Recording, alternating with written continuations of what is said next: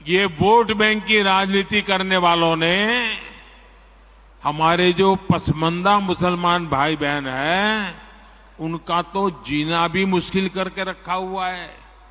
वो तो तबाह हो गए, उनको कोई फायदा नहीं मिला है। वे कष्ट में गुजारा करते हैं, उनकी आवाज सुनने के लिए कोई तैयार नहीं है। उनके ही धर्म के एक वर्ग ने पसमंदा मुसलमानों का इतना शोषण किया है, लेकिन इसके ऊपर कभी देश में चर्चा नहीं हुई। जो पसमंदा मुसलमान है, उन्हें आज भी बराबरी का हक नहीं मिलता। उन्हें नीचा और अछूत समझा जाता है। अगर 3 तलाक इस्लाम का जरूरी अंग है, तो कतर, जॉर्डन, सीरिया, बांग्लादेश, ये तो सारे मुस्लिम बस्ती वाले देश हैं। वहां पर उनको बंद क्यों कर दिया? 3 तलाक के पक्ष में बातें करते हैं, 3 तलाक की वकालत करते हैं। ये वोट बैंक भूखे लोग मुस्लिम बेटियों के साथ बहुत बड़ा अन्याय कर रहे हैं। 90% से ज्यादा सुन्नी मुसलमान समाज है और इजिप्ट में आज से 80-90 साल पहले 3 तलाक की प्रथा को समाप्त कर दिया। हमसे 90 साल पहले।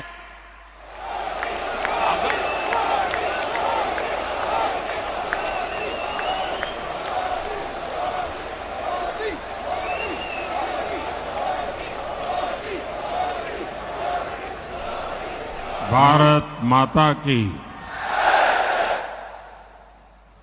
भारत माता की, भारत माता की। नमस्कार।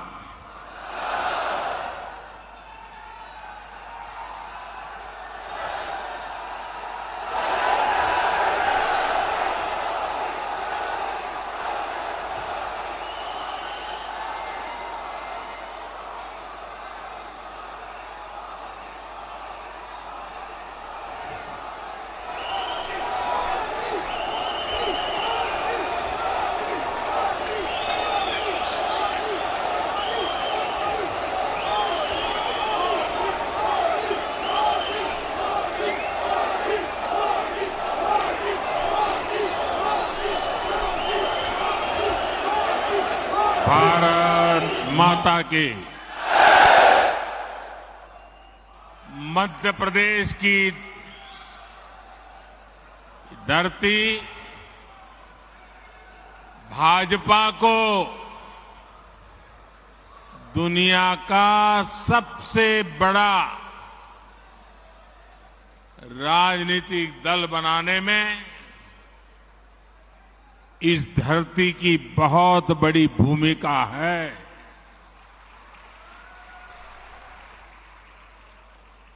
और इसलिए ऐसी ऊर्जावान मध्य प्रदेश की धरती पर मेरा बूथ सबसे मजबूत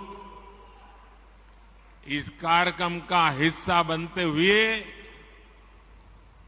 मुझे हृदय से आनंद आ रहा है, अच्छा लग रहा है, गौरव हो रहा है।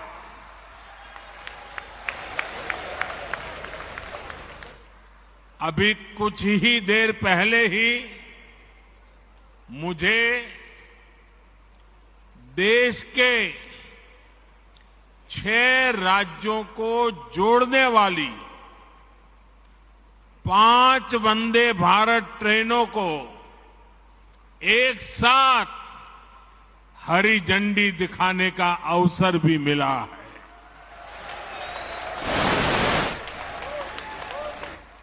मैं मध्य प्रदेश, झारखंड, बिहार, कर्नाटका, गोवा और महाराष्ट्र की जनता को इस आधुनिक वंदे भारत ट्रेन की कनेक्टिविटी के लिए बहुत बहुत बधाई देता हूं। और इसमें मैं एमपी को भी विशेष बधाई दूंगा, क्योंकि आज एक साथ 2 वंदे भारत ट्रेनें ये मेरे मध्य प्रदेश के भाई बहनों को मिली है। अभी तक यात्री भोपाल से दिल्ली के बीच वंदे भारत एक्सप्रेस के सफर का आनंद ले रहे थे। अब भोपाल से इंदौर और भोपाल से जबलपुर का सफर तेज भी होगा, आधुनिक भी होगा और सुविधा से संपन्न भी होगा। साथियों, मैं जानता हूं कि आप सभी अपने अपने बूथ में वर्ष भर बहुत व्यस्त रहते हैं। केंद्र सरकार के 9 वर्ष पूरे होने पर देश भर में जो कार्यक्रम हो रहे हैं और उसमें आप लोग जो मेहनत करते हैं, दिन रात जुटे रहते हैं, उसकी जानकारियां लगातार मुझ तक पहुंच रही है। मैं जब अमेरिका और मिस्र में था, तब भी आपके प्रयासों के बारे में मुझे लगातार जानकारी मिलती रहती थी। इसलिए वहां से आने के बाद सबसे पहले आप सभी से मिलना ये मेरे लिए ज्यादा सुखद है, ज्यादा आनंददायक है। भारत माता की जय। साथियों, भाजपा की सबसे बड़ी ताकत, भाजपा की सबसे बड़ी ताकत ये सबसे बड़ी ताकत आप सभी कार्यकर्ता है।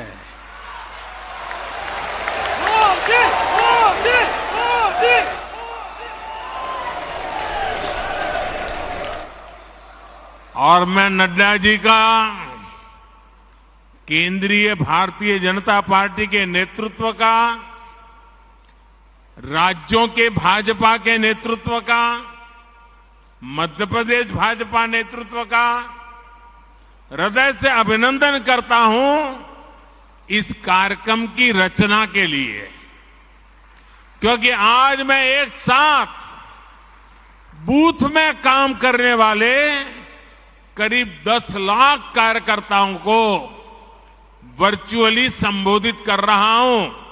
आप तो इतने लोग यहां हैं, लेकिन देश का हर पोलिंग बूथ आज यहां आपसे जुड़ा हुआ है।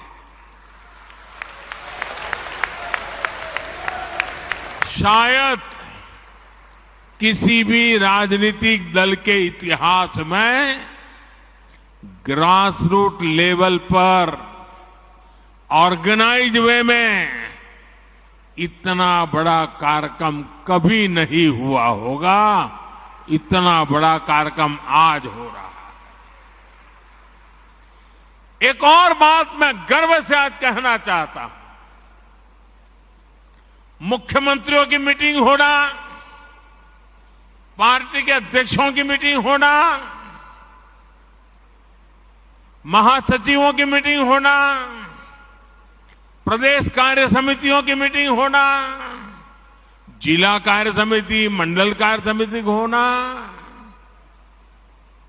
ये तो शायद लंबे अरसे से चल रहा है, होता भी है, लेकिन सिर्फ और सिर्फ बूथ का नेतृत्व करने वाले लोगों का सम्मेलन इतिहास में पहली बार होता होगा।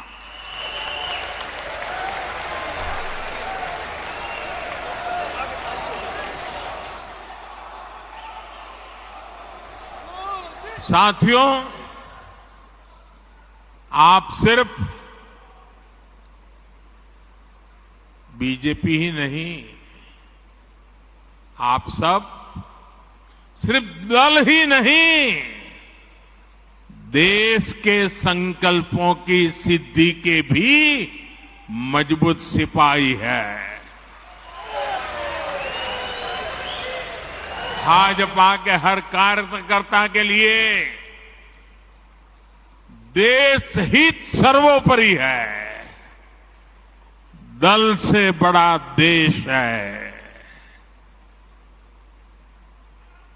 जहां दल से बड़ा देश हो, ऐसे कर्मठ कार्यकर्ताओं से बात करने के का मेरे लिए भी एक मंगल अवसर है। मैं भी बहुत उत्सुक हूं। मुझे नड्डा जी ने बताया कि मोदी जी आज भाषण तो बाद में, आज कुछ सवाल जवाब हो जाए।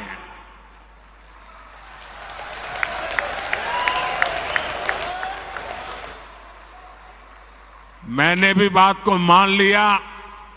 आइए बातचीत का सिलसिला शुरू करते हैं।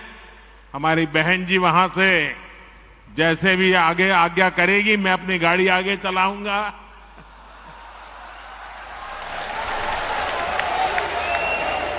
देखिए, जो एक बूथ होता है, वो अपने आप में एक बहुत बड़ी इकाई है।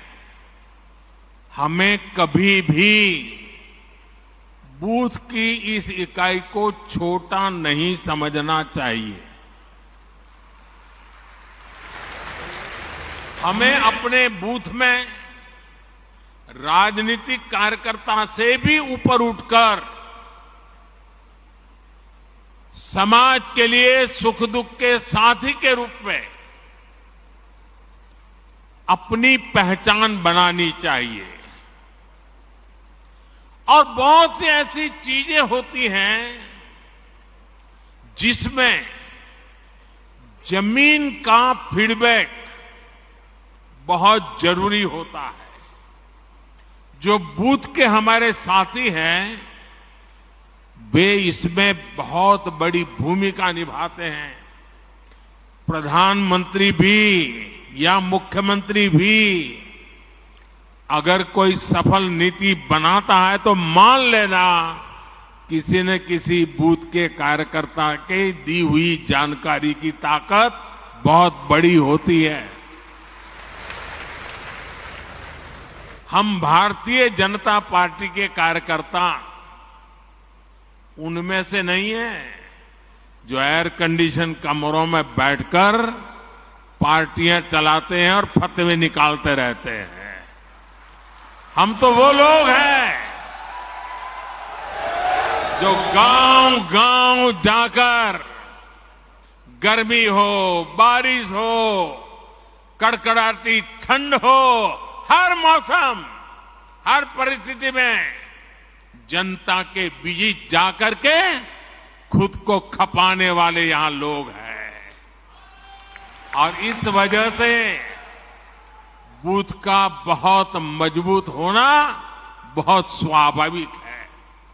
मुझे याद है कि अगर ये बूथ कमेटी नहीं होती तो शायद ही कभी उज्ज्वला योजना का विचार ही नहीं आता। साथियों, ये आपकी निरंतर कोशिश होनी चाहिए, क्योंकि गांव से कार्यकर्ताओं ने मुझे उज्ज्वला गैस योजना के विषय में समझाया। बाद में वो नीति बन गई और गरीब के घर तक गैस का चूल्हा पहुंच गया। साथियों, भाजपा की बूथ कमेटी की पहचान सेवा से होनी चाहिए।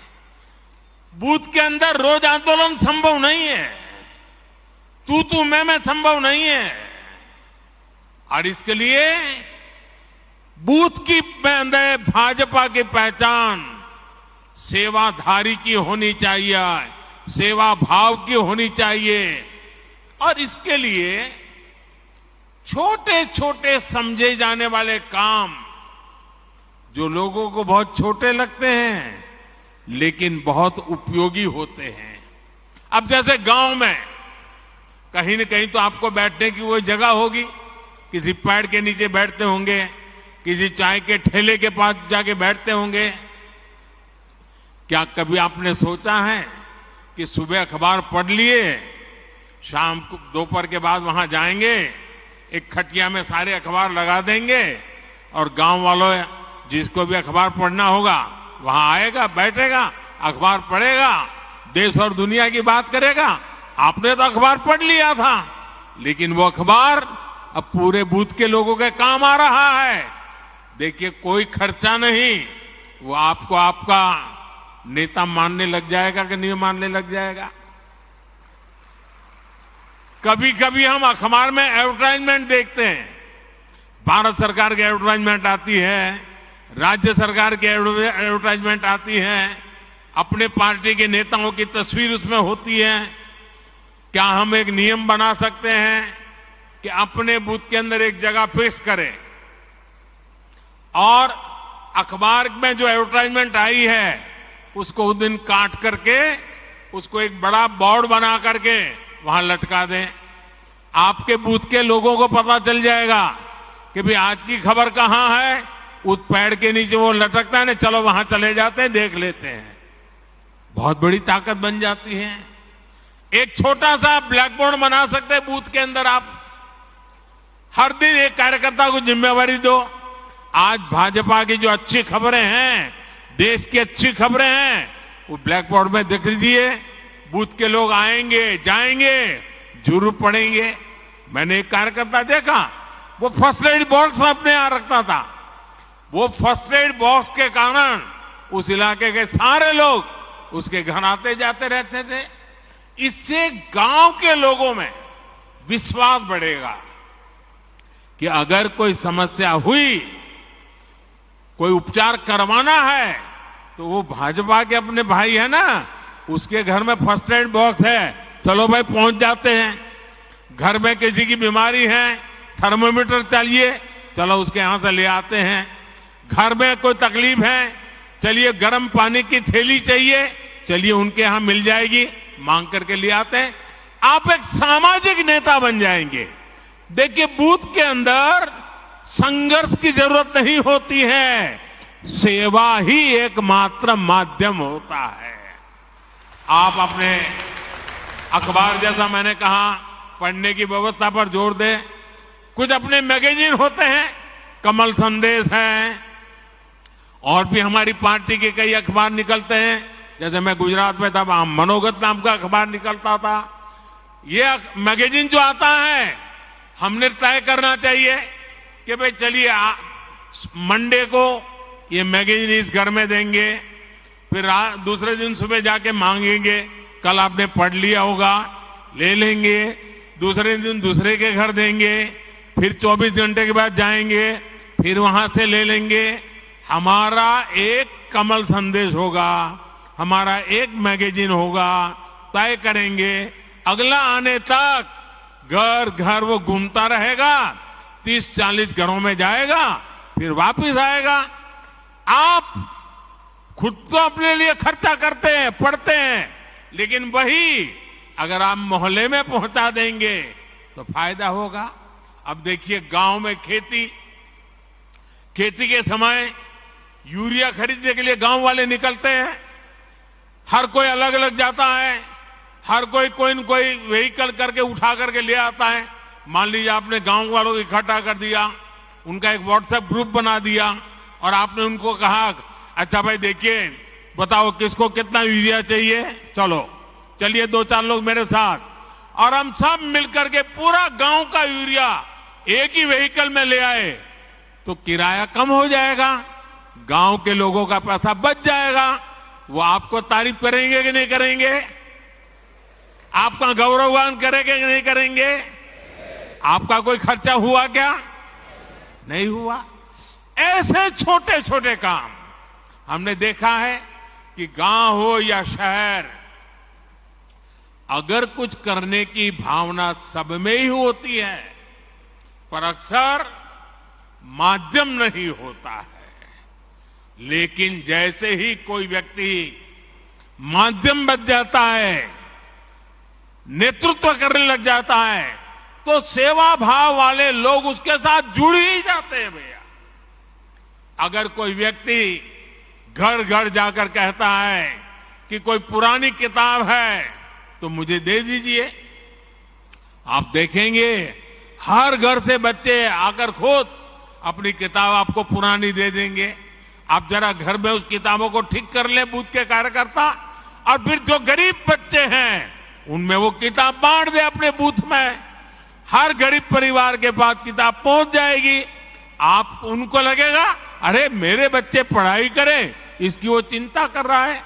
जब मैं गुजरात में मुख्यमंत्री था, मणिनगर मेरा विधानसभा क्षेत्र था, तो मैंने आंगनवाड़ी की चिंता करना काम अपने जिम्मे लिया। अपने कार्यकर्ताओं को तैयार किया, भाई आपको आंगनवाड़ी में चक्कर काटना है और क्या करना है, किसी न किसी नए साथी को ले जाओ। अगर खजूर की सीजन है, आंगनवाड़ी में जाकर हर एक बच्चे को 2-2 खजूर खिला दो। अगर बेर की सीजन है, आंगनवाड़ी के बच्चों को जाकर के 2-2 बेर खिला दो। अगर कोई अच्छी टॉफी आ गई है, 2-2 टॉफी जाके, न्यूट्रिशन का प्रॉब्लम भी सॉल्व होगा, उन गरीब परिवारों से भी दोस्ती बन जाएगी। और इस इलाके में कोई जाने या न जाने आप निकलेंगे, हर बच्चा आपको जानता होगा। ये एक बहुत बड़ी ताकत बन जाती है साथियों। इस ताकत पर हमें जोर देना चाहिए, और ये जितना करेंगे, हमें गांव गांव में, शहर में, कस्बे में जाकर इस तरह से काम करते रहना चाहिए। तब जाकर के हमारे बूथ की ताकत बनती है। जब आप जनता से जुड़े ऐसे छोटे छोटे काम करोगे तो मुझे पक्का विश्वास है पूरे बूथ में कोई परिवार ऐसा नहीं होगा जो आपसे दूरी करेगा, वो आपसे नहीं जुड़ेगा। आपकी पहचान एक भाजपा के कार्यकर्ता से आगे बढ़कर एक समाज सेवक की तरह बने, इसके लिए बूथ के अंदर लगातार काम करना चाहिए।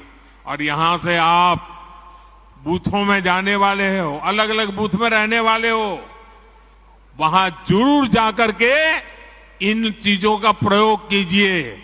आप देखना, आपकी तरफ देखने का, आपके बूथ के कार्यकर्ताओं की तरफ देखने का पूरा दृष्टिकोण बदल जाएगा।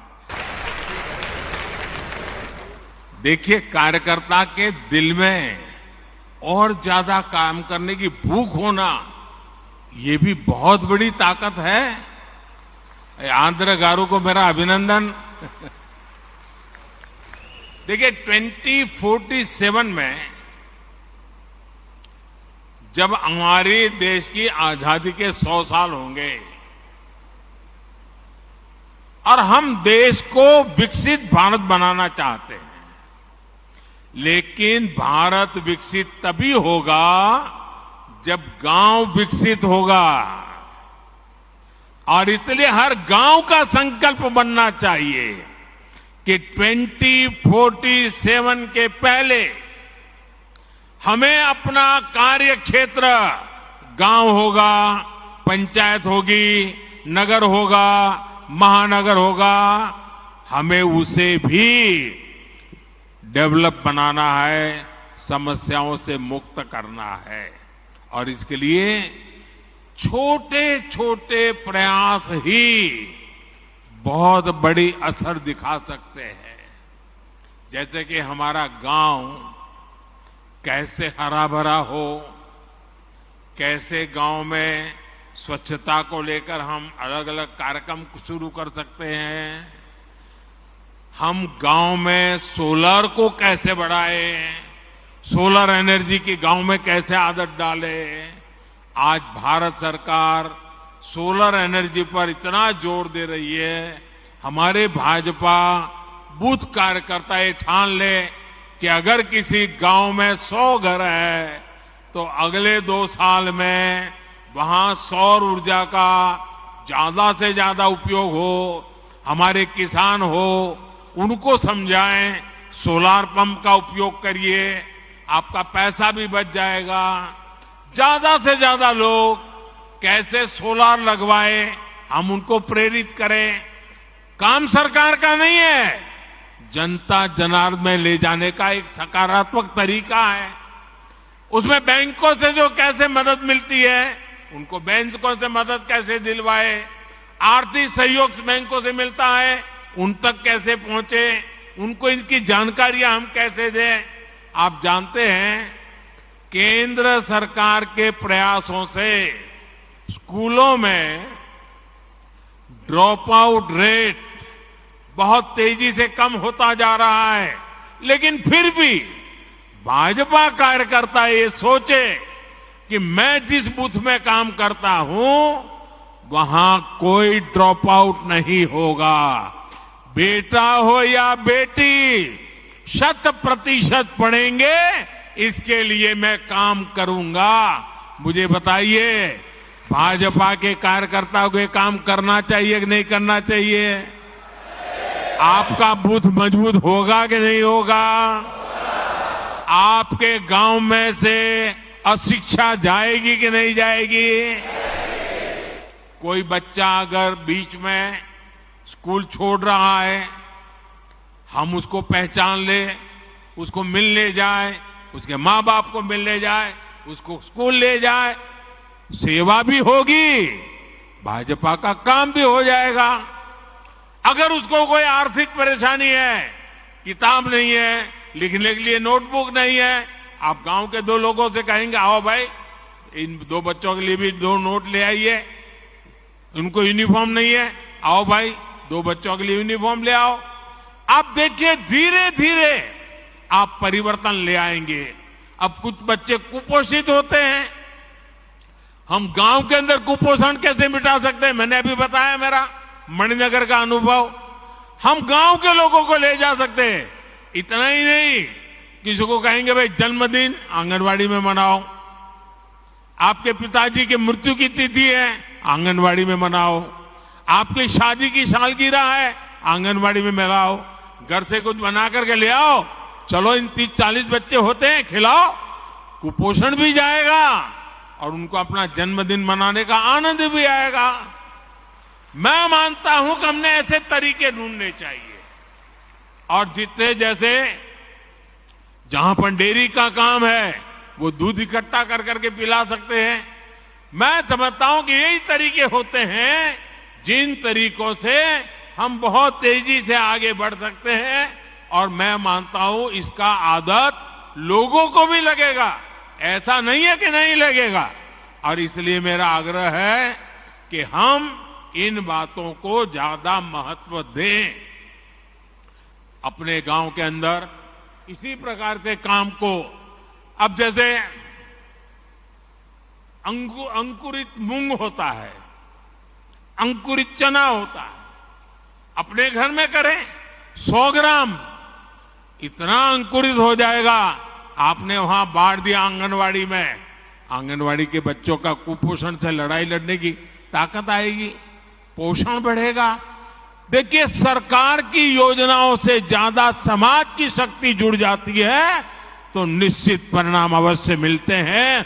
और हम चाहते हैं कि 2047 भारत को विकसित बनाना है, तो ऐसी हर छोटी चीजों को, हर समस्या से हमें मुक्ति लेना नहीं है। वो और मुक्ति हम लाएंगे तो हम परिणाम लाएंगे। आप जानते हैं कि देश में नई नेशनल एजुकेशन पॉलिसी बनी है। उसमें एक बात कही गई है कि बच्चों को प्रैक्टिकल नॉलेज, पढ़ाना कम, सीखना ज्यादा, टीचिंग नहीं लर्निंग, ये जब आया है, क्या कभी हम जाएं स्कूल में और मास्टर जी से बात करें कि चलो आज बच्चों को हम जरा बाहर ले जाते हैं, मैं भी साथ में आता हूं और बच्चों को बताएंगे, देखिए भाई बरगद का पेड़ कौन सा है, चलो देखो, नीम का पेड़ कहाँ है, देखो, चलो ढूंढ के लाओ कौन सा पेड़ है, फूल है तो कौन सा फूल है। बच्चों की पढ़ाई भी हो जाएगी। कभी कोई कुम्हार होगा गांव में, चलो भी आज कुम्हार के घर जाएंगे, वो मिट्टी को कैसे काम करता है, मिट्टी में से घड़ा कैसे बनाता है। यानी स्कूल तो जो करती होगी, लेकिन मेरा बूथ का कार्यकर्ता उसके साथ जुड़ जाता है तो उन बच्चों के जीवन में भी बदलाव आता है।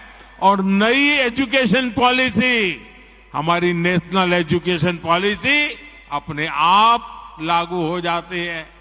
कई ही हस्तशिल्पी होते हैं, चीजें कैसे बनाते हैं, बच्चे जब बारीक से देखते हैं कि सुई धागे से ऐसे ऐसे काम होता है, बच्चे का एक विश्वास बनता है, हम एक सामाजिक कार्यकर्ता बन जाते हैं।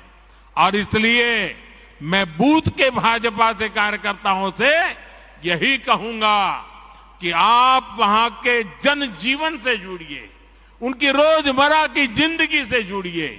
उनकी रोजमर्रा की जिंदगी में राजनीति नहीं होती है, उनकी रोजमर्रा की जिंदगी में आगे बढ़ने का इरादा होता है।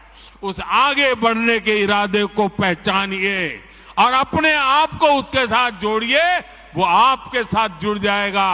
आपका बूथ मजबूत बनने से कोई रोक नहीं सकता है और इसके लिए हमने आगे बढ़ना चाहिए। देखिए, ये काम हमारे कार्यकर्ता बेहतरीन तरीके से करते आ रहे हैं, लेकिन फिर भी हमें इसमें और अधिक ध्यान देने की जरूरत है। हमारा लक्ष्य सिर्फ किसी एक योजना का लाभ देना भर नहीं है, बल्कि हमारा लक्ष्य सैचुरेशन का है, 100% कवरेज का है। हर सुविधा का लाभ जिसका वो हकदार है, उनको 100% हमें पहुंचाना है। जैसे गांव में बहुत से लोगों को पीएम आवास योजना से अपना घर मिला होगा, ये अपना घर उनको मिला है, तो अब जब घर मिल गया है तो ये देखना कि जो लोग इन घरों में रहते हैं उन्हें मुद्रा योजना का भी लाभ मिल सकता है क्या? क्या वो अपना कोई व्यापार धंधा करना चाहते हैं, अगर कोई दुकान खोलना चाहते हैं, कोई कारोबार करना चाहते हैं, क्या उनको जाकर के योजना की बात बता सकते हैं? घर मिल गया है तो उसका विश्वास बन गया है, घर उसकी मालिका है तो बैंक से पैसा मिल सकता है, और बैंक में जाएगा, आप उसकी मदद करेंगे तो उसको जो भी मदद मिलेगी वो अपना कोई कारोबार शुरू करेगा। अगर उससे पूछिए, भाई आपको आयुष्मान कार्ड मिला है क्या? गरीब परिवार को 5 लाख रुपए तक की बीमारी के समय मदद मोदी जी के यहां से आती है, ये बता करके उसको कार्ड दिखाइए और उसको बताइए, देखिए अपने गांव के फलाने को ये लाभ मिला है, ढिकने को मिला है, पड़ोस वाले गांव को उसको मिला है, तो उसका विश्वास बढ़ेगा। वो पहले बीमारी छिपाता था, छिपाएगा नहीं। ये सारे काम, ये सारी चीजें देखने का काम भाजपा के बूथ कार्यकर्ता एक दायित्व समझकर करता है। तो मैं समझता हूं कि सरकार की योजनाओं का सही लोगों को सही समय पे पूरा लाभ मिल सकता है। हमें ध्यान रखना चाहिए कि हमको गरीब को मुसीबत से मुक्त करना है। आप गांव के लोगों को सरकार की योजना के बारे में जानकारी देने के लिए सोशल मीडिया पर अपने गांव का, बूथ का ग्रुप बना सकते हैं। आप नमो ऐप पर अनेक योजनाओं की जानकारी उनको दे सकते हैं। आपको देखना चाहिए आपके बूथ के लोग आपके एमपी के साथ सोशल मीडिया में जुड़े हैं, आपके एमएलए के साथ जुड़े हैं, आपके प्रदेश अध्यक्ष, राष्ट्रीय अध्यक्ष उनके साथ जुड़े हैं, नमो ऐप के साथ जुड़े हैं। इनको आपने जोड़ना चाहिए, इनको सिखाना चाहिए। इससे उनको सभी योजनाओं का पता चलेगा और ये सारी बातें उनकी स्थानीय भाषा में होती है। अंग्रेजी जानने की जरूरत नहीं पड़ती है। जिस भाषा में लोग समझते हैं उस भाषा में आप जानकारी उनको पहुंचा सकते हैं। जब लोग मिले तो आप बताइए कि उस पर चर्चा कीजिए, उनसे बातें कीजिए। साथियों, एक चीज और मैं बीजेपी के हर कार्यकर्ताओं को कहना चाहता हूं, जब हम अपनी एक बात को तुलनात्मक तरीके से कहते हैं तो सामान्य मानवी को ज्यादा समझ आता है और इसके लिए हमें अध्ययन करना चाहिए। हमने अपने मोबाइल में लिख करके रखना चाहिए, अपनी डायरी में लिख करके रखना है। जब हम गैस कनेक्शन की बात करते हैं तो याद दिलाते हैं कि पहले इसी के लिए, गैस कनेक्शन के लिए कहां कहां चक्कर काटना पड़ता था, किसकी सिफारिश लानी पड़ती थी, कितना भ्रष्टाचार करना पड़ता था। ये मोदी जी आए तब से सारा गया और आपको पहुंच रहा है। जब ये याद कराओगे ना तब उनको अपने काम की कीमत समझ में आएगी और इसका फर्क पड़ता है। आज देखिए, उज्ज्वला योजना की वजह से गैस कनेक्शन मिलना कितना आसान हो गया है, उनको कितना लाभ हो गया है। तो हम जब कोई भी बात तुलना के साथ समझाते हैं तो वो लोगों को ज्यादा याद रहता है। आप देख रहे हैं कि आज हर घर जल योजना के तहत कितना बड़ा काम हो रहा है। नल से जल 2019 के बाद जब से ये योजना शुरू हुई है तब से 9 करोड़, ये याद रखना चाहिए आपने, 9 करोड़ नए घरों में नल से जल पहुंचने लगा है। मुझे मध्य प्रदेश के ही लोग बताते हैं कि यहाँ ऐसे गांव में लोग अपनी बेटियों को शादी नहीं करते थे क्योंकि पानी की समस्याएं थी। आज हमने उन समस्याओं का समाधान किया है। आज जब गांव में नल से जल पहुंचने लगा है तो वहां जो बच्चे कंवारे रह जाते थे ना, उनकी शादी होने लगी है। इसलिए जब हम पुरानी परिस्थितियों से तुलना करके अपनी बात करते हैं तो इसका एक बहुत बड़ा अलग ही प्रभाव पड़ता है। आइए, और मुझे विश्वास है कि हम इन बातों को ठीक से करेंगे। कुछ लोग सिर्फ अपने दल के लिए जीते हैं, दल का ही भला करना चाहते हैं। वो ये सब इसलिए करते हैं क्योंकि उन्हें भ्रष्टाचार का, कमीशन का, मलाई खाने का, कटमनी का हिस्सा मिलता है। उन्होंने जो रास्ता चुना है उसमें ज्यादा मेहनत नहीं करनी पड़ती और ये रास्ता है तुष्टीकरण का, वोट बैंक का, गरीब को गरीब बनाए रखने, वंचित को वंचित बनाए रखने से ही उनकी राजनीति चलती है। तुष्टीकरण का ये रास्ता कुछ दिनों तक तो फायदा दे सकता है, लेकिन ये देश के लिए महाविनाशक होता है। ये देश के विकास को रोक देता है, देश में तबाही लाता है, देश में भेदभाव पैदा करता है, समाज में दीवार खड़ी करता है। एक तरफ इस तरह के लोग जो तुष्टीकरण करके अपने स्वार्थ के लिए छोटे छोटे कुनबे दूसरों के खिलाफ खड़े कर देते हैं, और दूसरी तरफ हम भाजपा के लोग हैं, हमारे संस्कार अलग हैं, हमारे संकल्प बड़े हैं, और हमारी प्राथमिकता दल से पहले देश की है। और हम सब ये मानते हैं कि जब देश का भला होगा तो सबका भला होगा, जब सबका भला होगा तो देश आगे बढ़ेगा।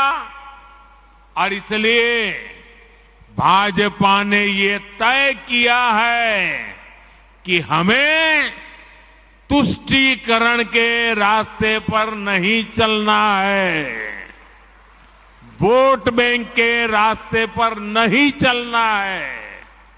हमारा रास्ता कौन सा है? हम मानते हैं कि देश का भला करने का रास्ता तुष्टीकरण नहीं है, तुष्टीकरण नहीं है, तुष्टीकरण नहीं है। सच्चा रास्ता है संतुष्टीकरण, संतुष्टीकरण, संतुष्टीकरण। आज देश में जहां भी भाजपा सरकार है वहां हम संतुष्टीकरण के अभियान में लगे हैं।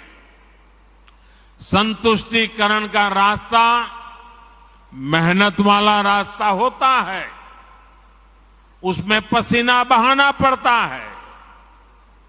अगर बिजली मिलेगी तो सबको मिलेगी, तब लोग संतुष्ट होंगे। अगर नल से जल का अभियान चलेगा तो हर घर तक चलेगा, हर एक को पहुंचाने का प्रयास होगा। इसमें किसी के साथ भेदभाव नहीं होगा, जाति नहीं, बिरादरी नहीं, काका भतीजा मामा कुछ नहीं। जब भेदभाव नहीं होगा तो समाज में संतुष्टि बढ़ेगी। इसलिए हम संतुष्टिकरण के रास्ते पर बढ़ रहे हैं। साथियों, हमने देखा है कि कैसे तुष्टीकरण वाली गंदी सोच ने कुछ राज्यों के बीच में लोगों के बीच खाई पैदा कर दी। हमने देखा है कि यूपी में हमारे पासी भाई बहन, कोरी भाई बहन, खटीक भाई बहन और धनुक जैसी तमाम हमारे छोटे भाई बहन राजनीति के शिकार हुए और विकास से वंचित रह गए। उधर हम बिहार में देखें तो कोई दलित, कोई महादलित, और उसमें भी नई राजनीति और समाज को बांट दिया। इसकी वजह से एक वर्ग दूसरे वर्ग को आशंका से देखने लगा। कुछ जातियों पर विशेष ध्यान और कुछ जातियों की उपेक्षा। अगर हम दक्षिण भारत की तरफ देखें, वहां भी कभी कभी राजनेताओं ने ऐसे कई समाजों को बर्बाद करके रखा है, भेदभाव को बढ़ाया है। अब जैसे मैंने सुना है केरल में अड़ियन, काट्टूनायकन, कोचुवेलान, मालासार, टेन कुरुम्बन, जेनु कुरुम्बन, वेट्टा कुरुमन, मलय पंडारम, ये जातियों को विकास के रकम में पीछे छोड़ दिया गया। कुछ ही लोगों को मलाई मिलती गई। उसी तरफ अगर आप कर्नाटका में जाएंगे तो मलाई कुड़ी, पल्यान, शोलगा, विटोलिया, कोतवालिया, बारोडिया, उनकी भी उपेक्षा हुई।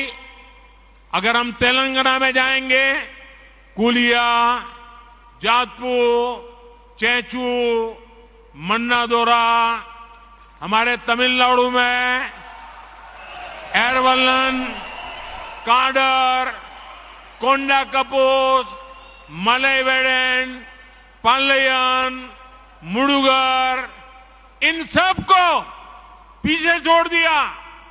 कोई इनकी परवाह नहीं करता। अनुसूचित जाति की बात करें तो उनके साथ भी ऐसे ही किया गया। केरल में अयनवर, कुसा, वल्लुवन, नलकादाया, पनन, तमिलनाडु में बेरा, माविलन, नैदी, थोटी, वल्लोन, जग्गली, जम्बुवलू, ऐसी अनेक जातियां हैं। क्या हारा करके रखा है उनका?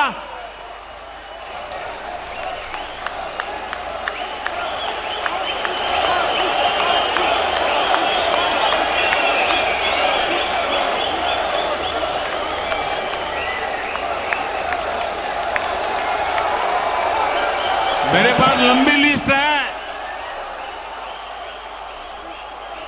तेलंगाना में बारीकी, बाबूरी, अखामला, मस्ती मातंगी, पमीड़ी जातियों को ये तुष्टीकरण की राजनीति ने उनको बर्बाद करके छोड़ा। भाइयों बहनों, वोट बैंक की राजनीति में गुमंतु जनजातियों की कोई परवाह नहीं की गई। हमारे बंजारा भाई बहन, हमारे बालदिया लबाना, हमारे गाड़िया लोहार, हमारे गडोलिया, हमारे गडरिया, हमारे गायरी जैसे तमाम ये गुमंतु जातियों को सरकारी योजनाओं से वंचित रखा गया, उनके नसीब पर छोड़ गया। जब हम तुष्टीकरण के रास्ते पर जाते हैं तो समाज को बहुत बड़ा नुकसान होता है। साथियों, पिछले 9 वर्षों में हमने ऐसे छोटे छोटे हर परिवार की, समाज के छोटे छोटे तबके की सूद ली, जिनकी पहले किसी ने सूद नहीं ली थी। आप देखिए, पीएम स्वनिधि योजना के तहत रेडी पटरे ठेले फुटपाथ पर माल बेचते हैं, सब्जी बेचते हैं, ऐसे साथियों को पहली बार हमने बैंक में ले गए, बैंक के दरवाजे खोल दिए और उनसे बैंक से आसान कम ब्याज से पैसे दिलाने का काम किया। इसी प्रकार इस वर्ष के बजट में हम पीएम इस बार आने वाला है थोड़े दिन में। आपके पास भी कुछ सुझाव है तो मुझे भेजना। घोषणा की है हमने बजट में, पीएम विश्वकर्मा योजना लेकर के आए हैं। और ये पीएम विश्वकर्मा योजना हमारे विश्वकर्मा साथी जो हाथ और औजार से काम करते हैं, जैसे हमारे लोहार, सोनार, कुम्हार, सुथार, मूर्तिकार, कारीगर, मिस्त्री, ऐसे सभी साथियों को इस योजना के तहत मदद मिलने वाली है। साथियों, सामाजिक न्याय के नाम पर वोट मांगने वालों ने गांव और गरीब के साथ सबसे अधिक अन्याय किया है। भाजपा सरकार ने हमारे बंजारा भाई बहन और गुमंतु समुदाय के लिए वेलफेयर बोर्ड गठित किया। ओबीसी कमीशन को संवैधानिक दर्जा देने का काम भी भाजपा ने किया। और ये भाजपा सरकार ही है जिसने पहली बार गरीब परिवारों को भी शिक्षा और सरकारी भर्तियों में आरक्षण का लाभ दिया। तुष्टीकरण और संतुष्टीकरण में इतना बड़ा फर्क होता है और इसलिए हमारा रास्ता है संतुष्टीकरण, 100% सैचुरेशन। जैसा जैसा रेवेन्यू बढ़ेगा मदद पहुंचती जाएगी। देखिए, मुझे लगता है, यानी देखिए, हमें थोड़ा अध्ययन करना चाहिए। मुझे लगता है कि जो भी 3 तलाक के पक्ष में बातें करते हैं, 3 तलाक की वकालत करते हैं, ये वोट बैंक भूखे लोग मुस्लिम बेटियों के साथ बहुत बड़ा अन्याय कर रहे हैं।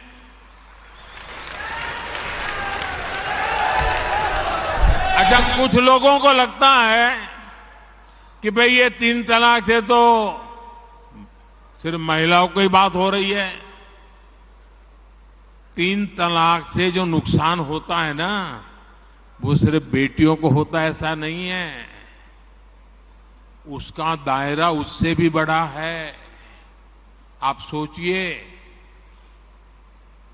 बहुत ही अरमानों के साथ बेटी को शादी कर करके ससुराल भेजा हो और 8-10 साल के बाद 3 तलाक कह करके उसको कोई निकाल दे, तो उस माँ बाप का क्या होगा जिसके घर में बेटी वापिस आती है? उस भाई का क्या होगा? वो भाई, पिता, सब उस बेटी की चिंता में इतने दुखी हो जाते हैं। इसलिए 3 तलाक से सिर्फ बेटियों को ही अन्याय होता है इतना नहीं, पूरे परिवार तबाह हो जाते हैं, माता, पिता, भाई सब दुखी हो जाते हैं। और देखिए, दुनिया के अनेक मुस्लिम बहुल्य देश, इसका इस्लाम से संबंध होता तो दुनिया का कोई मुस्लिम देश 3 तलाक खत्म नहीं करता। मुस्लिम बहुल्य देश जहां पूरी तरह इस्लाम राज्य है, वहां भी 3 तलाक बंद कर दिया है। मैं परसों इजिप्ट में था, मिस्र में था। मिस्र में, इजिप्ट में 90% से ज्यादा सुन्नी मुसलमान समाज है और इजिप्ट में आज से 80-90 साल पहले 3 तलाक की प्रथा को समाप्त कर दिया। हमसे 90 साल पहले। अगर 3 तलाक इस्लाम का जरूरी अंग है तो पाकिस्तान में क्यों नहीं होता भाई? अगर 3 तलाक इस्लाम का जरूरी अंग है तो इंडोनेशिया में क्यों नहीं होता? अगर 3 तलाक इस्लाम का जरूरी अंग है तो कतर, जॉर्डन, सीरिया, बांग्लादेश, ये तो सारे मुस्लिम बस्ती वाले देश हैं, वहां पर उनको बंद क्यों कर दिया? मैं समझता हूं कि मुसलमान बेटियों पर 3 तलाक का फंदा लटका कर कुछ लोग उन पर हमेशा अत्याचार करने की खुली छूट चाहते हैं। यही लोग 3 तलाक का समर्थन भी करते हैं और मैं जानता हूं कि इसलिए ही मेरी मुस्लिम बहनें, बेटियां, मैं जब भी जहां जाता हूं वो भाजपा के साथ खड़ी रहती है, मोदी के साथ खड़ी रहती है। साथियों, भारत के मुसलमान भाई बहनों को भी ये समझना होगा कि कौन से राजनीतिक दल उन्हें भड़का करके उनका फायदा लेने के लिए उनको बर्बाद कर रहे हैं। आजकल हम देख रहे हैं कि यूनिफॉर्म सिविल कोड के नाम पर ऐसे लोगों को भड़काने का काम हो रहा है। आप मुझे बताइए, एक घर में परिवार के एक सदस्य के लिए एक कानून हो, परिवार के दूसरे सदस्य के लिए दूसरा कानून हो, तो क्या वो घर चल पाएगा क्या? कभी भी चल पाएगा क्या? फिर ऐसी दोहरी व्यवस्था से देश कैसे चल पाएगा? हमें याद रखना है कि भारत के संविधान में भी नागरिकों के समान अधिकार की बात कही गई है। साथियों, ये लोग हम पर आरोप लगाते हैं, लेकिन सच ये है कि यही लोग मुसलमान करते हैं। अगर ये मुसलमानों के सही मायने में हितैषी होते तो अधिकांश परिवार, मेरे मुस्लिम भाई बहन, शिक्षा में पीछे न रहते, रोजगार में पीछे न रहते, मुसीबत की जिंदगी जीने के लिए मजबूत नहीं रहते। और सुप्रीम कोर्ट ने बार बार कहा है, सुप्रीम कोर्ट डंडा मारती है, कह रही है कॉमन सिविल कोड लाओ, लेकिन ये वोट बैंक के भूखे लोग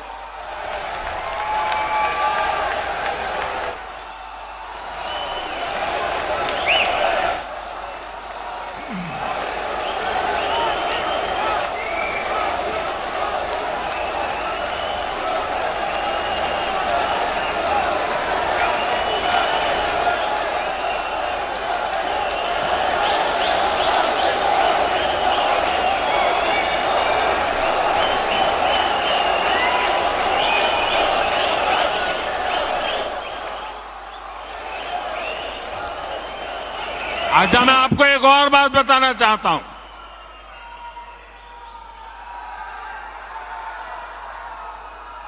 अगर आप हमारे मुसलमान भाई बहनों की तरफ देखोगे और मैं देखता हूं कि जो हमारे पसमानदा मुसलमान भाई बहन हैं,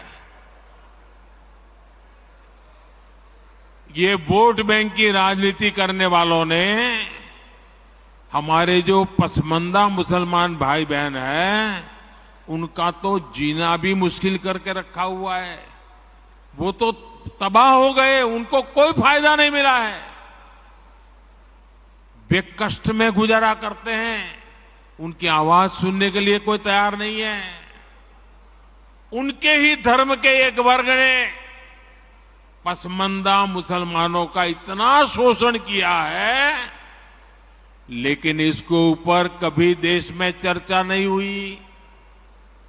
जो पसमानदा मुसलमान है, उन्हें आज भी बराबरी का हक नहीं मिलता, उन्हें नीचा और अछूत समझा जाता है। इसी समाज में मैं मुसलमान समाज की बात कर रहा हूं। मुसलमान भाइयों में जो हमारे पसमानदा भाई बहन हैं, जो पिछड़े हुए हैं, मैं उनकी बात करता हूं। पसमानदा मुसलमान मोची होते हैं, भिस्ती होते हैं, जोगी होते हैं, लाल बेंगी होते हैं, भटियारा होते हैं, मिरासी होते हैं, डफाली होते हैं, मुकेरी होते हैं, मदारी होते हैं, जुलाहा होते हैं, लंबाई होते हैं, बेदा होते हैं, बामणिया भी होते हैं, छिया होते हैं, लहरी होते हैं, हल्दर होते हैं, सिकदर होते हैं, कितनी ही जातियां।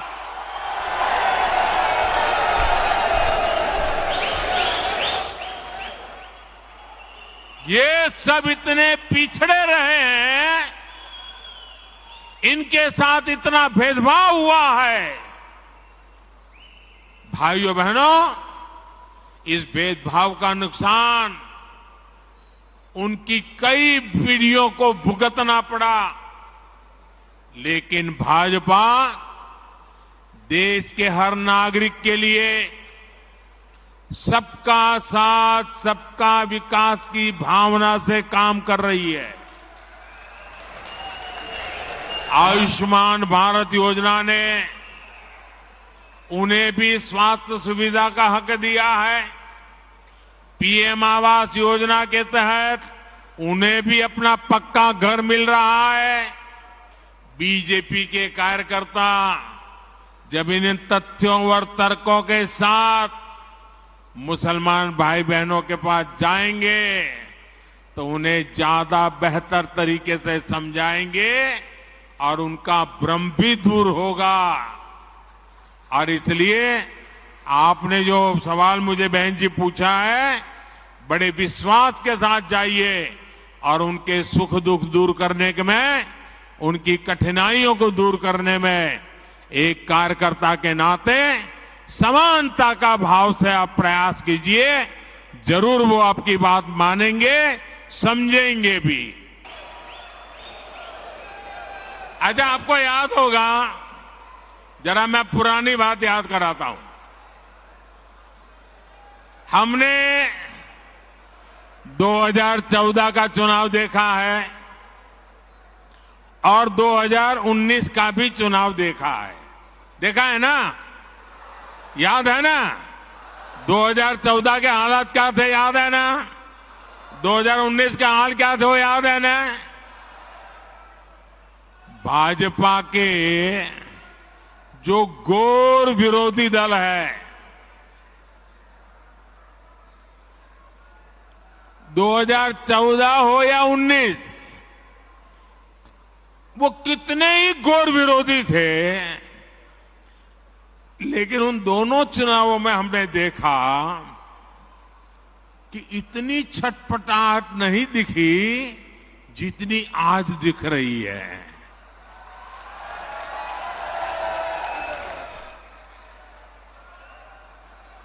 जिन लोगों को कुछ लोग पहले अपना दुश्मन बताते थे, पानी पी पी कर कोसा करते थे, गालियां देते थे, अब उन लोगों को आगे जाकर वो साष्टांग प्रणाम कर रहे हैं, नतमस्तक हो रहे हैं।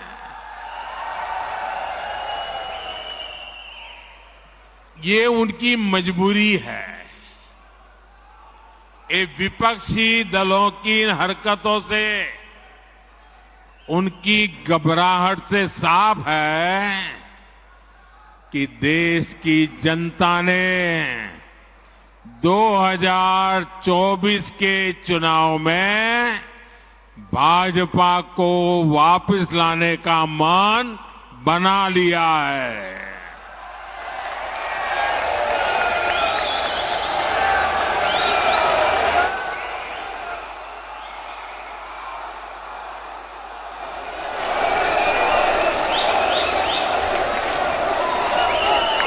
दो 2024 में फिर एक बार भाजपा की प्रचंड विजय तय है। इसी वजह से ये सारे विपक्षी दल बौखलाए हुए हैं।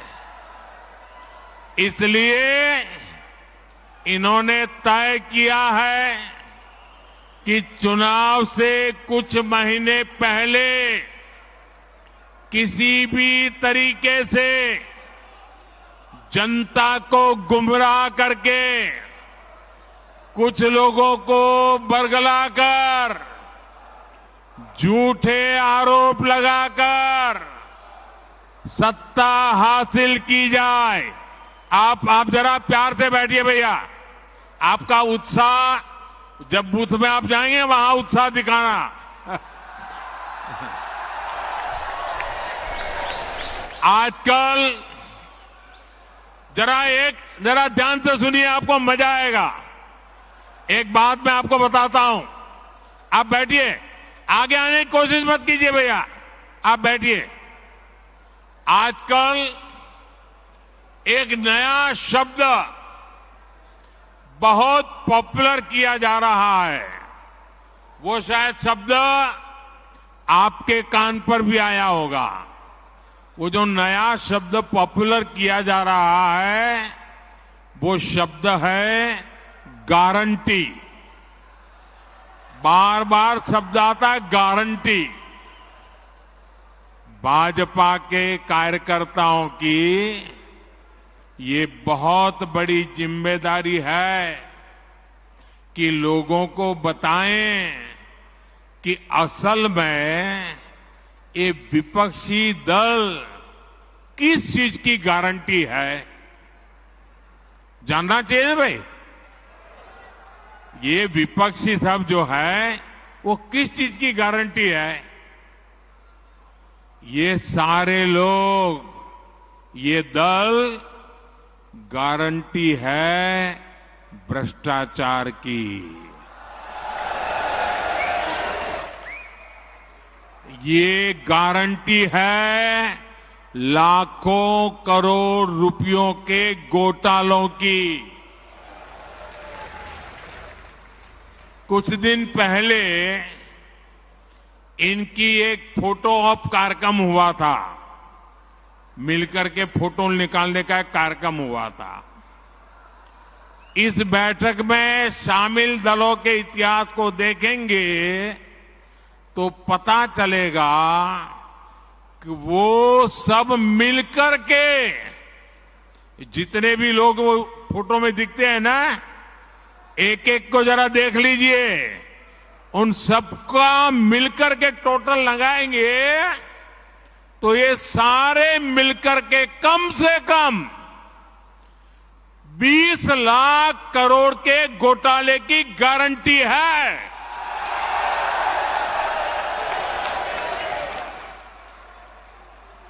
और कांग्रेस का घोटाला ही अकेले लाखों करोड़ों का है। 1,86,000 करोड़ का कोयला घोटाला, 1,76,000 करोड़ का 2G घोटाला, 70,000 करोड़ रुपए का कॉमनवेल्थ घोटाला शामिल है, 10,000 करोड़ रुपए का मनरेगा घोटाला, हेलीकॉप्टर से लेकर सबमरीन तक कांग्रेस के घोटाले से कोई ऐसा क्षेत्र नहीं है जो कांग्रेस के घोटाले की हाथ का शिकार न हुआ हो। अब दूसरा देखिए, आरजेडी, हजारों करोड़ के घोटाले का आरोप है। चारा घोटाला, अलकतरा घोटाला, पशुपालन शेड घोटाला, बाढ़ राहत घोटाला। आरजेडी के घोटालों की इतनी लंबी सूची है, अदालतें भी थक गई, एक के बाद एक सजा घोषित करती चली जा रही है। उधर तमिलनाडु में देखिए, डीएमके पर अवैध तरीके से 1.25 लाख करोड़ की संपत्ति बनाने का आरोप, टीएमसी पर भी 23,000 करोड़ रुपए से ज्यादा के घोटाले का आरोप, रोजवेली घोटाला, शारदा घोटाला, शिक्षक भर्ती घोटाला, गो तस्करी घोटाला और कोयला तस्करी घोटाला। बंगाल के लोग ये घोटाला कभी भूल नहीं सकते। अगर मैं एनसीपी की बात करूं तो एनसीपी पर भी करीब करीब 70,000 करोड़ रुपए के घोटालों का आरोप है। महाराष्ट्र स्टेट कोऑपरेटिव बैंक घोटाला, महाराष्ट्र सिंचाई घोटाला, अवैध खनन घोटाला, इनकी लिस्ट भी बहुत लंबी है। इन पार्टियों के घोटालों का मीटर कभी डाउन ही नहीं होता। मैं तो कहूंगा कि बीजेपी के किसी कार्यकर्ता को कोशिश करनी चाहिए कि इन पार्टियों का घोटाला मीटर बनाने की एक बढ़िया, आप में से जो इनोवेटिव हो ना, बढ़िया इनके घोटालों का मीटर बना दीजिए। हाँ, इन पार्टियों के पास घोटालों का ही अनुभव है, इसलिए अगर कोई गारंटी है इनकी तो एक ही गारंटी है, और वो गारंटी है घोटालों की गारंटी।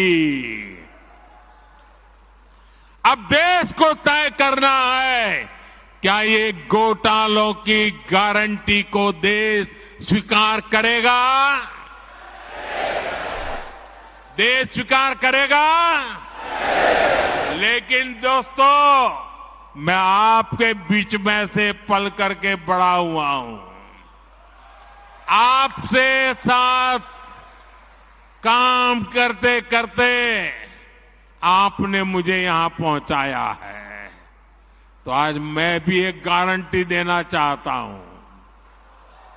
दे दूं? दे दूं? दे दूं? अगर उनकी घोटाले की गारंटी है तो मोदी की भी एक गारंटी है।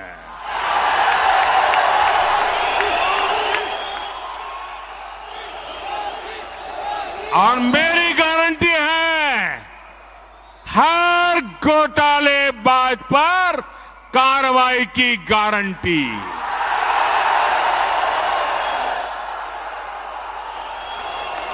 हर चोर लुटेरे पर कार्रवाई की गारंटी।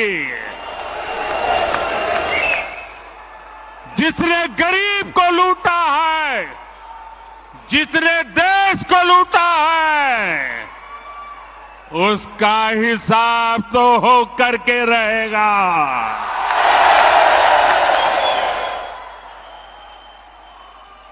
आज जब कानून का डंडा चल रहा है, जब जेल की सलाखें सामने दिख रही है, तब जाकर के ये जुगलबंदी हो रही है। इनका कॉमन मिनिमम प्रोग्राम भ्रष्टाचार के विरोध एक्शन से बचने का ही है। भाजपा के बूथ स्तर के कार्यकर्ता इस बात को गांव-गांव तक पहुंचाएंगे तो लोगों को इनकी वास्तविकता का पता चल ही जाएगा। लोग स्वयं जागरूक है, वो देख रहे हैं इस विपक्षी एकता की कोशिश के पीछे सभी दलों की क्या मंशा है। उन दलों की असली पहचान 20 लाख करोड़ रुपए के घोटाले की गारंटी है। यही उनका इतिहास है। आप देखिए कि गांव में कोई अपराधी जब अपनी जेल में सजा काटकर गांव में आता है तो उसे लेकर क्या रवैया रहता है। वो लोग उसके पास जाते हैं और उसे जानने की उत्कंठा रहती है कि जेल कैसी होती है। जिनको खुद जेलने का डर होता है, अब पटना से बढ़िया जगह क्या हो सकती है। और आज हम देख रहे हैं कि कई लोग जो जमानत पर चल रहे हैं, जो घोटालों के आरोपी हैं, जिनके ऊपर भ्रष्टाचार के आरोप है, ऐसे लोग उन लोगों से जाकर मिल रहे हैं जो सजा काट रहे हैं या जेल में से अनुभव लेकर के आए हैं। ये इस तरह एक दूसरे को बचाने में उसकी कोशिश कर रहे हैं। ये देश के लोगों को समझना है और देश के लोग हमसे भी ज्यादा इन बातों को भली भांति समझते हैं। साथियों, कोई गरीब ये नहीं चाहता कि उसके बच्चों के नसीब में भी गरीबी रहे।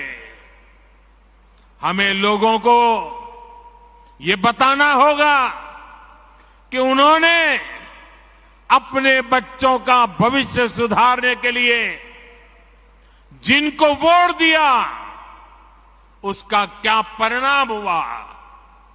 परिवार के नाम पर वोट मांगने वालों ने अपने परिवार का भला किया। अब आपको सोच समझ कर तय करना है कि आप किसका भला होता देखना चाहते हैं।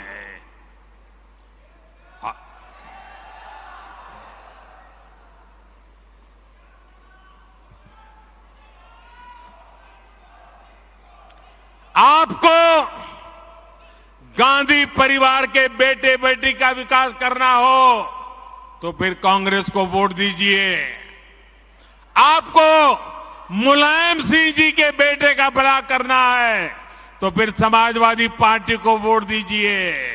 अगर आप लालू परिवार के बेटे बेटियों को उनका भला करना चाहते हो तो आरजेडी को वोट दीजिए। आपको शरद पवार जी की बेटी का भला करना हो तो आप एनसीपी को वोट दीजिए। आपको अब्दुल्ला परिवार के बेटे का भला करना हो तो आप नेशनल कॉन्फ्रेंस को वोट दीजिए। आपको करुणानिधि जी के बेटे बेटियों पोते पोतियों का भला करना हो तो डीएमके को वोट दीजिए। आपको के चंद्रशेखर राव की बेटी का भला करना हो तो आप बीआरएस को वोट दीजिए। लेकिन मेरी बात ध्यान से सुनिएगा। मेरे देशवासियों, मेरी बात ध्यान से सुनिएगा। अगर आपको अपने बेटे का, अपनी बेटी का, अपने पोते का, अपनी पोती का, अपने नाते का, अपनी नाती का, अगर आपको अपने परिवार के बच्चों का भला करना है तो आप वोट भाजपा को दीजिए।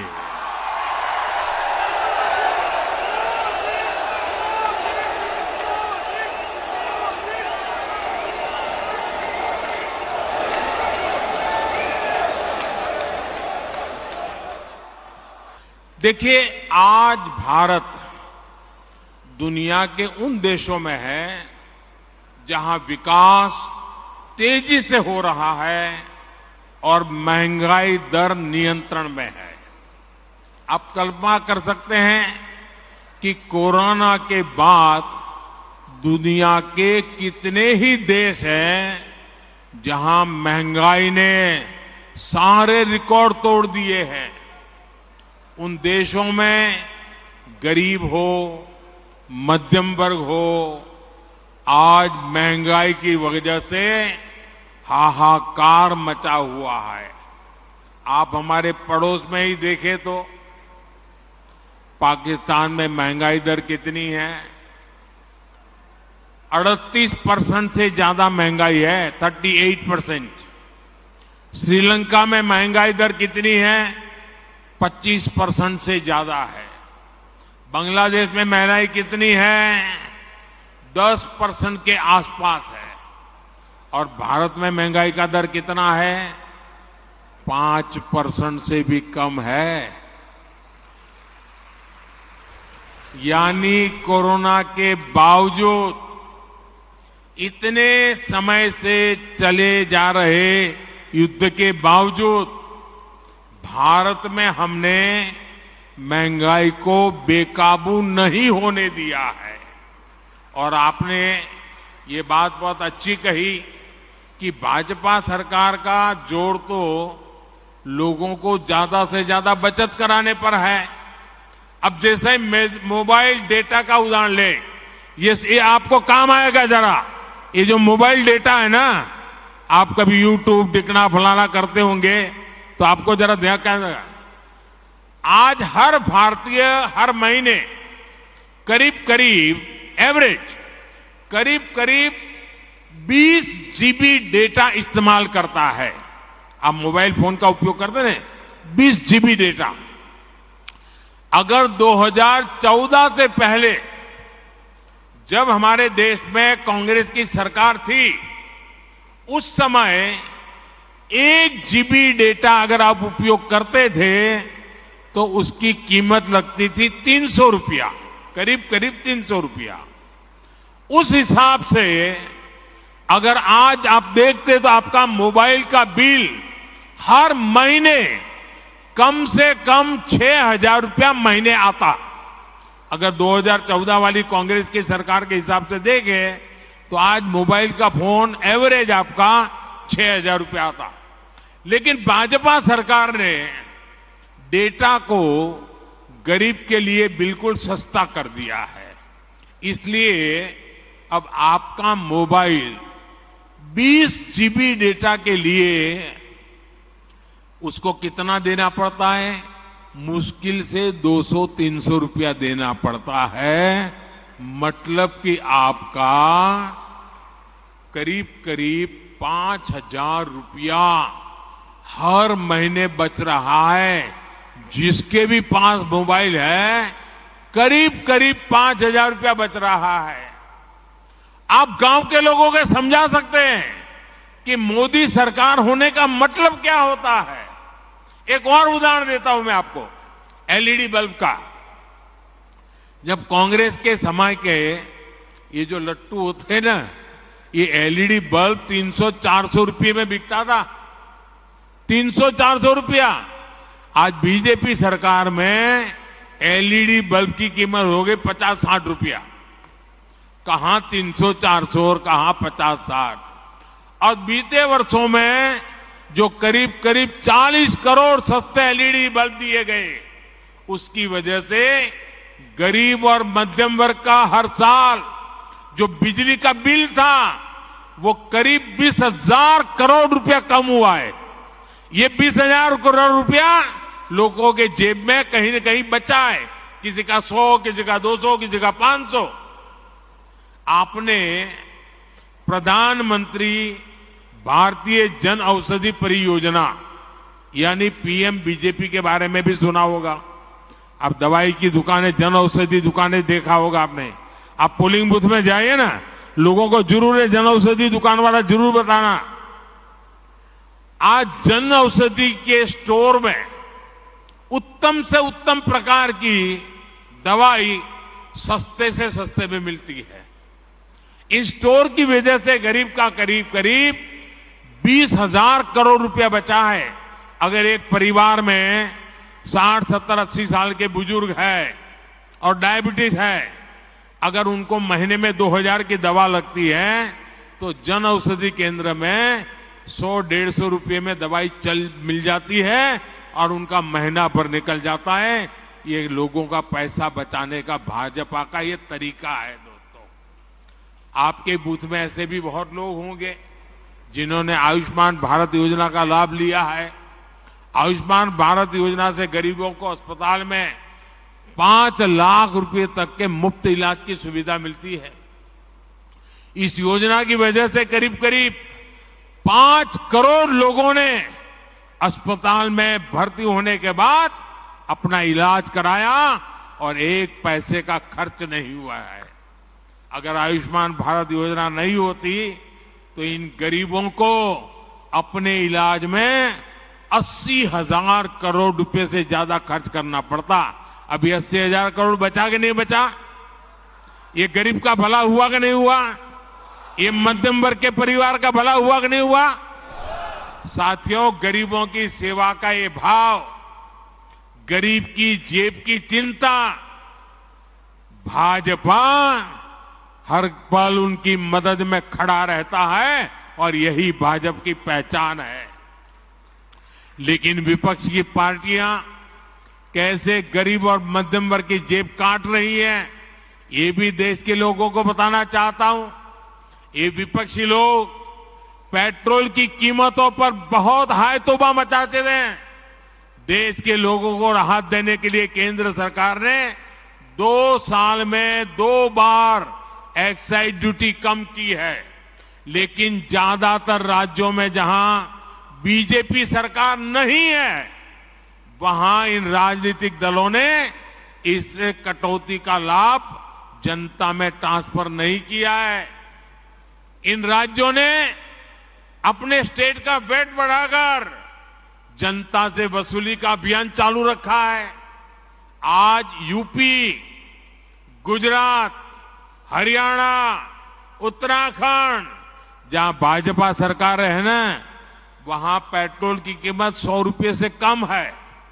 लेकिन बिहार में पेट्रोल 107 रुपया, राजस्थान में 108, तेलंगाना में 109, केरला में 110। क्यों भाई? इन राज्यों में जिन दलों की सरकारें हैं, वो जनता के साथ, गरीब और मध्यम वर्ग के साथ विश्वासघात कर रहे हैं। साथियों, इन राज्यों के बूथ कार्यकर्ताओं को ये सच्चाई अपने बूथ के लोगों के सामने बार बार उजागर करनी चाहिए। पेट्रोल स्टेशन पे जाके खड़े होकर पर्चे बांटने चाहिए। देखिए, गुजरात में इतने में मिलता है, यूपी में इतने में मिलता है, भाजपा राज्य में इतने में मिलता है, ये केरल में इतने में मिलता है, तेलंगाना में इतने में मिलता है, बिहार में इतने में मिलता है। तो लोग चौंक जाएंगे क्या हो रहा है। और इसलिए चीजों की जानकारियों के साथ आप जितना बताएंगे, उतनी आपकी सच्चाई पर लोगों का विश्वास बढ़ेगा। भाइयों, देखिए, आज जरा पहले का अनुभव याद कीजिए। किसानों के साथ क्या होता था। कांग्रेस की सरकारों के दौरान सूखा पड़ता था तो परेशानी किसान की होती थी, बाढ़ आती थी तो किसान की सूद लेने वाला कोई नहीं होता था, किसान के नाम पर मदद को बिचौलिए खा जाते थे। कांग्रेस की एक ही नीति थी, पहले किसानों को संकट में पड़ने दो और फिर कर्ज माफी के नाम पर झूठ बोलकर वोट की फसल काटो। ये उनका तरीका रहता था। आपने 10 साल में कांग्रेस ने कुछ हजार करोड़ रुपए की कर्ज माफी का ऐलान किया, लेकिन असली किसानों ने को ये लाभ कभी पहुंचा ही नहीं। आप जाकर के देख लेना, इतनी सारी, कभी कभी तो 10 दिन में करेंगे, 100 दिन में करेंगे, कभी नहीं किया। क्योंकि ज्यादातर जो छोटे किसान होते हैं, उनका तो बैंक में खाता भी नहीं होता है और वो तो साहूकार के पास से और लोगों से पैसे लेकर के अपनी बेचारे की गाड़ी चलाते हैं। और इसलिए ये कर्ज माफी के नाम पर राजनीति करते थे, देते नहीं थे और छोटे किसान को तो नसीब ही नहीं होता था। लेकिन भाजपा सरकार आज पीएम किसान सम्मान निधि से सीधा पैसा किसान के बैंक खाते में भेज रही है। इससे छोटे से छोटा किसान भी लाभान्वित हो रहा है। अभी तक इसके तहत आपको आंकड़ा याद रखना चाहिए, 2.25 लाख करोड़ रुपए। कितने? 2.25 लाख करोड़ रुपए। कितने? 2.25 लाख करोड़ रुपए किसानों के खाते में जमा हो चुके हैं और वो भी करीब करीब 11 करोड़ किसान इस स्कीम के लाभार्थी हैं। साथियों, भाजपा की सरकार ने किसानों पर महंगे यूरिया, महंगे फर्टिलाइजर का बोझ भी नहीं पड़ने दिया। इसके लिए सरकार ने 2 लाख करोड़ रुपए से अधिक खर्च किया ताकि किसान को फर्टिलाइजर सस्ता मिले। आप में जरा आंकड़े याद रखना, आज अमेरिका में यूरिया की अगर 50 किलो की बैग है तो कीमत है 3,000 रुपये। ब्राजील में उसी बोरे की कीमत है 3,500 रुपये। चीन में इसकी कीमत है 2,100 रुपये। हमारे पड़ोस में बांग्लादेश में कीमत है 700 रुपये। पाकिस्तान में है 800 रुपये। लेकिन भारत के किसानों को वही यूरिया सिर्फ 270 रुपये के भी कम कीमत में मिल रहा है, क्योंकि भारत सरकार वो बोझ उठा रही है। देखिए, मैं आपको श्री अन्न यानी मिलेट्स के भी बात दोहराऊंगा। अभी मैं मिस्र में था तो वहां मिलेट्स की काफी चर्चा हुई। वहां के लोगों को गेहूं बाहर से मंगाना पड़ता है। मैंने उन्हें भारत के मिलेट्स यानी मोटे अनाज के बारे में बताया। भारत के करीब 2.5 करोड़ से ऐसे किसान हैं जो मिलेट्स की मोटे अनाज की खेती करते हैं। वे कम पानी में विपरीत परिस्थितियों में भी मिलेट्स पैदा करते हैं। मिलेट्स की सबसे बड़ी ताकत ये होती है कि वो सुपर फूड होता है। दूसरा, ये पर्यावरण को नुकसान नहीं पहुंचाता है। मिलेट्स की ये खूबियां मैंने उन्हें बताई। श्री अन्न अभियान का मुख्य उद्देश्य हमारे छोटे किसान को ताकत देने का ही है। ऐसे में भाजपा के कार्यकर्ता को भी सोचना चाहिए कि श्री अन्न को बढ़ावा देने के लिए हर संभव प्रयास करें। साथियों, मैंने आपसे काफी समय लिया है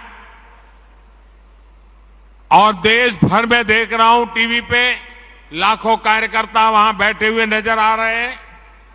आज हम गर्व से कह सकते हैं कि भारत 9 वर्षों में 10वें नंबर की अर्थव्यवस्था से 5वें नंबर की आर्थिक ताकत बन गया है। लेकिन इसका मतलब क्या है?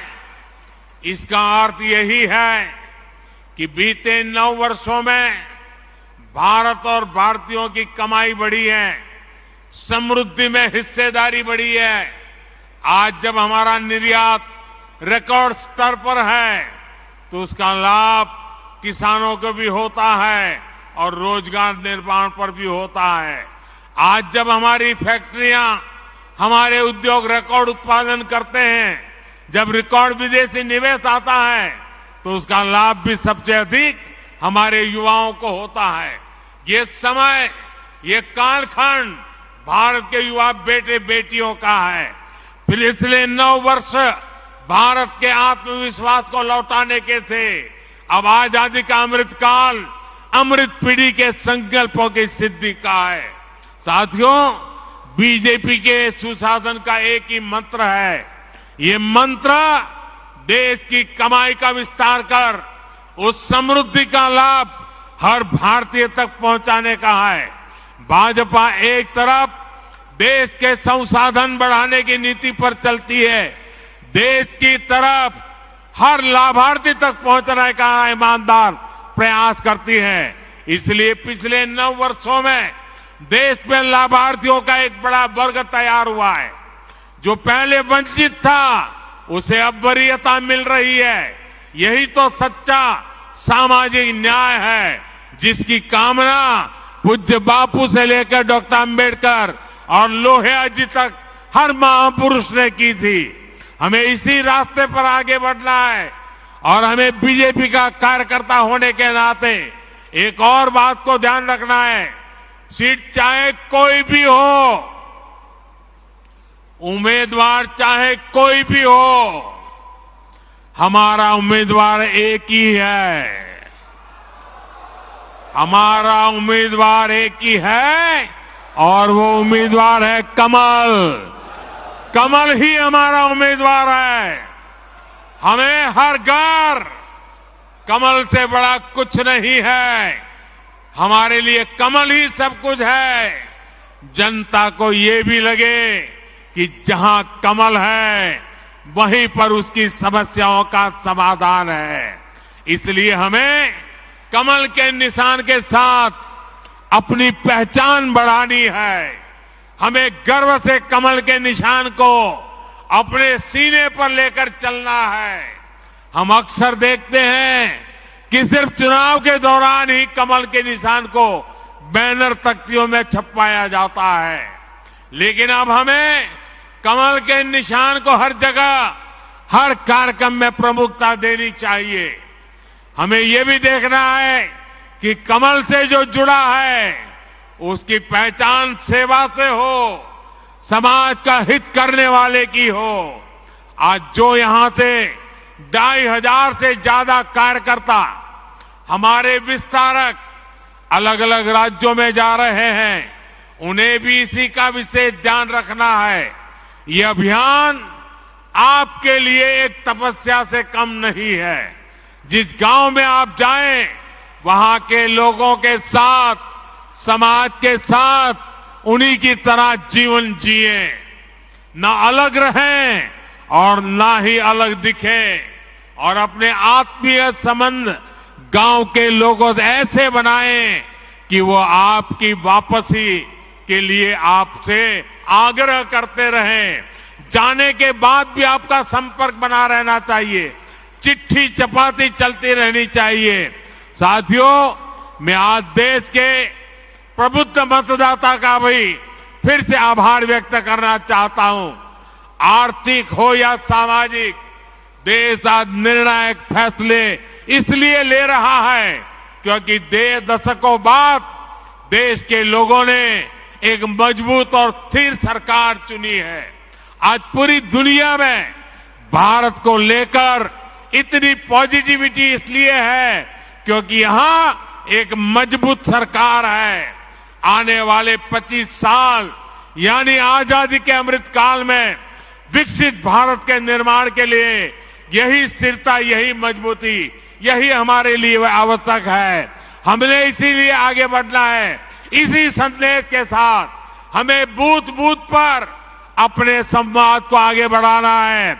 इतनी बड़ी तादाद में, इतने शानदार कार्यक्रम में 10 लाख कार्यकर्ताओं के साथ मुझे जो बातचीत करने का, सवाल जवाब करने का अवसर मिला, मेरे लिए ये मेरी विदेश यात्रा की थकान भी आपको मिलकर के उतर गई।